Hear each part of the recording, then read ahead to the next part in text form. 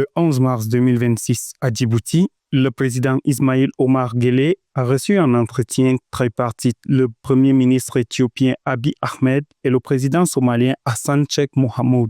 La rencontre, organisée autour d'un iftar à Haramous lors d'une visite de 24 heures, a porté sur la sécurité régionale, l'intégration économique et la situation dans la Corne de l'Afrique. Les dirigeants ont aussi évoqué les répercussions économiques du conflit au Moyen-Orient.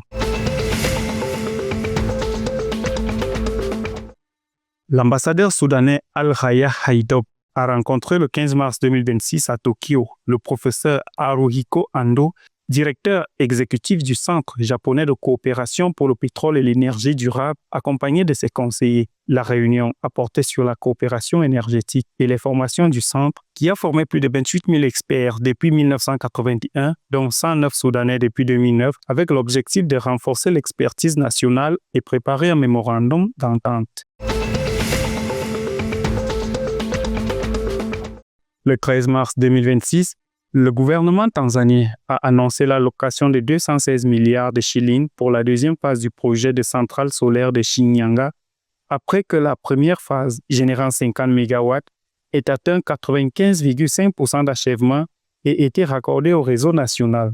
La deuxième phase produira 100 MW supplémentaires, portant la capacité totale à 150 MW pour améliorer l'approvisionnement électrique et soutenir les activités économiques dans la région des Grands Lacs.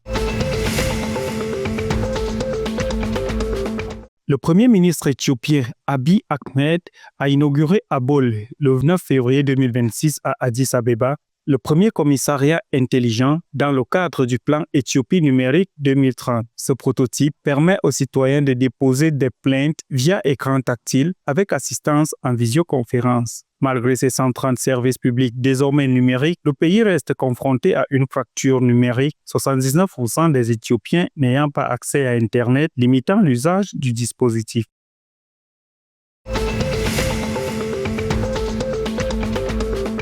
Le 14 mars 2026, les Black Pirates RFC, champions en titre de la National Rugby Premiership, ont battu MP RFC 31 points contre 9 à la Kings Park Arena à Boyogerere. Les Pirates ont dominé grâce à une attaque structurée et une défense disciplinée, transformant leur contrôle du jeu en points constants. Impis a marqué 9 points, peinant à percer la ligne défensive, tandis que les locaux conservent leur première place au classement.